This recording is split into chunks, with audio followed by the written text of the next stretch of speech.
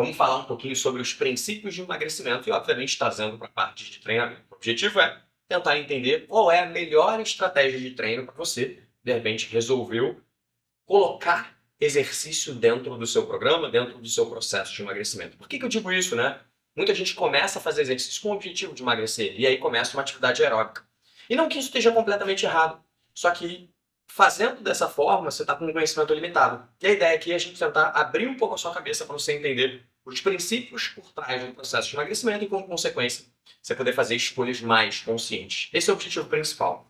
Então, cara, Rafa, o que é melhor? Força ou aeróbico? Dieta é melhor do que treino para emagrecer? Enfim, são sempre perguntas que a gente recebe. É melhor combinar aeróbico antes ou depois? E antes de eu responder isso, a primeira coisa que eu quero lembrar para vocês aqui, emagrecimento, de alguma maneira, a grosso modo, sempre está relacionado a você consumir menos calorias do que você gasta. Então, assim, o principal drive para o emagrecimento é que você, de alguma maneira, através de uma balança energética, que você tenha um consumo menor do que o seu gasto. Beleza? Existem alguns poréns nessa equação, por isso que sempre que eu falo isso, calories in, calories out, todos esses mecanismos que a gente chama, eu gosto de colocar um mais aqui do lado. Por que eu gosto de colocar um mais? Porque do ponto de vista de treinamento, a gente sabe que o aeróbico, ele gasta mais caloria. Ele gasta mais energia.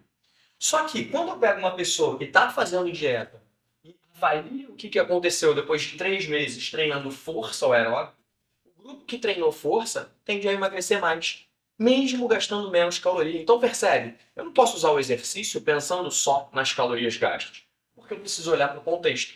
Então se o meu cliente está fazendo dieta, está seguindo dieta direitinho, eu sei que não necessariamente eu preciso adicionar atividade aeróbica nele, que o treino de força vai maximizar o processo. Rafa, mas o que é melhor?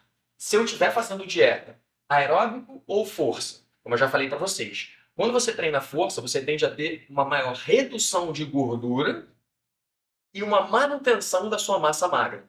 Quando você treina aeróbico, você perde menos gordura, mas obviamente também perde, só que muitas vezes acaba perdendo um pouquinho de massa magra também. O objetivo é que a gente consiga manter os dois. Por isso que eu digo que com um treino de força, estando associado à dieta, você maximiza o processo de emagrecimento e ainda não tem perda de massa magra, que é algo importante, especialmente pensando em longevidade. Esse é o ponto número 1. Significa que o aeróbico é ruim? Não. Significa que a gente pode maximizar o processo usando força. Rafa, e se eu treino a força, mas eu adicionar atividade aeróbica? Isso de alguma forma vai maximizar o processo? Vai fazer eu perder ainda mais? Não. Se você já está em dieta, não faz diferença você adicionar atividade aeróbica num programa de força. Por quê? Porque existe um limite de déficit. Não é assim, quanto maior o déficit, melhor. Vários estudos já mostraram que um déficit moderado ele vai gerar resultados muito similares a um déficit maior. E muitas vezes esse déficit maior vai haver maior perda de massa magra, que é um ponto extremamente importante para a gente. Então, o que eu quero trazer para vocês aqui? Eu sei que parece muito complexo e tal, mas fato é que o que precisa ficar na cabeça de vocês aqui, emagrecimento é eu consumir menos calorias do que eu gasto, isso é um fato, só que existem alguns poréns, porque senão a gente vai querer fazer só atividade aeróbica e nem sempre isso é opção. Rafa, mas e se eu não estiver seguindo dieta? Eu mesmo tenho muitos clientes que não conseguem seguir dieta direitinho como planejado. Aí sim, aí vale a pena eu adicionar algum aeróbico, mas não necessariamente deixar de fazer a força. Por quê? Treinar a força vai gerar uma série de adaptações no seu músculo, a nível neuromuscular, e essas adaptações são extremamente importantes para a manutenção do peso perdido no longo prazo e 2, manutenção da massa magra, que é algo bem importante no processo de emagrecimento. Se você perde massa magra, a tendência é que no futuro você tenha maior facilidade de ganhar de novo, a massa gorda e não a massa magra. Então é importante que você tenha minimamente uma manutenção dessa sua massa magra. Por isso eu sempre digo que a força é o pilar principal, só que eu adiciono aeróbico se o meu cliente não faz dieta. Só assim. Para quê? Porque vai ajudar no gasto energético, como consequência vai ajudar ele a atingir o déficit calórico. Que é o que a gente está buscando no final das contas. Mas eu nunca deixo de fazer os dois. Outro ponto importante é que, de maneira geral, não é tão difícil emagrecer. É relativamente fácil emagrecer nos primeiros 3 meses, 6 meses. Só que depois de um tempo a tendência é que o peso aumente de novo. Essa é a tendência natural na maior parte dos estudos e o que a gente vê na vida real também. Então eu costumo dizer que emagrecer não é fácil. Mas o difícil mesmo é manter o peso perdido no longo prazo.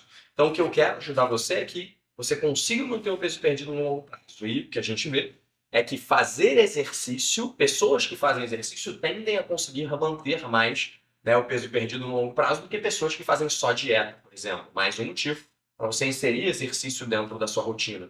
Além disso, alguns estudos já mostraram, estudos que não são tão comuns na área de treinamento, que tiveram acompanhamento de 3 anos, mostraram que o grupo que treinou força junto com a aeróbica, ao longo do tempo, maximizou o processo. Não maximizou, mas conseguiu manter o peso perdido por mais tempo. Por que isso acontece? Na prática, o que eu vejo é que você consegue manter uma dieta mais restritivazinha ali direitinho durante 3 meses, talvez até um pouco mais. Só que chega uma hora que é impossível você manter essa restrição, né? A vida vai voltando, a gente vai começando a não conseguir manter e tal. Essa é a tendência. Então, por haver essa tendência no longo prazo, o que eu faço como treinador é sempre o seguinte, cara. Meu cliente deu uma apertada na dieta, eu sei que eu não preciso gerar muita fadiga através do aeróbico e posso priorizar a força. Sei que ele está começando a perder ali e tal, não está conseguindo manter, eu adiciono um pouquinho mais aeróbico. Então essa é uma questão clássica. E a última coisa que a gente precisa considerar dentro desse processo, na hora da escolha do programa de treinamento, é que pessoas são diferentes e respondem de forma diferente ao programa de treinamento. Então eu tenho alguns alunos, por exemplo, que são responsivos ao treino de força, ou seja, fazem um pouco de treino de força e já tem algum ganho de massa magra, mesmo em déficit energético. Para esses clientes, se o objetivo dele for só perder gordura, eu preciso tomar cuidado com o volume do treino. Mas calma, eu não quero que você ache, especialmente se você é menina, mulher, que esse é o seu caso. Porque em 99% das vezes não é. 99% das vezes, o que a gente vê são meninas com percentual de gordura alto, uma massa magra baixa e medo de treinar força achando que vão ficar muito grandes. E acabam errando em todo o processo. Então, o que eu preciso realmente é ter certeza de que existe uma responsividade muito, muito grande ao treino de força para que eu possa fazer uma escolha que tenha um baixo volume de força e um volume aeróbico mais alto. Então, essas são algumas questões que eu gosto de trazer à tona quando a gente começa a falar sobre emagrecimento e quando a gente começa a falar sobre a escolha do exercício. Outro ponto que é bastante debatido, Rafa, o que é melhor, fazer treino intervalado ou fazer treino contínuo? Do ponto de vista de tempo, você tende a ter a mesma perda de gordura fazendo treinos intervalados, que tendem a ser mais curtos, do que treinos contínuos, que tendem a ser mais longos. Então, supostamente, você vai gastar menos tempo para ter o mesmo resultado treinando de forma intervalada, quando comparado a treinar de forma contínua. Mas os dois têm a mesma magnitude de perda, que se não tiver atrelada à dieta, vai ser relativamente baixo. Então, o que eu gosto de trazer, cara?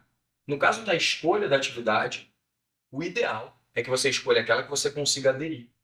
Esse é o primeiro pilar. O segundo pilar é que treinamento, independente do que a gente esteja falando aqui, sempre tem que ter progressão. Sempre. Se você começou caminhando 10 minutos, por exemplo, cara, em algum momento, ou você vai ter que caminhar 11, 12, 13, subindo um pouquinho, né, esse esforço que você realiza ali, você vai ter que aumentar a velocidade dessa caminhada. Por quê? O nosso corpo ele precisa de progressão.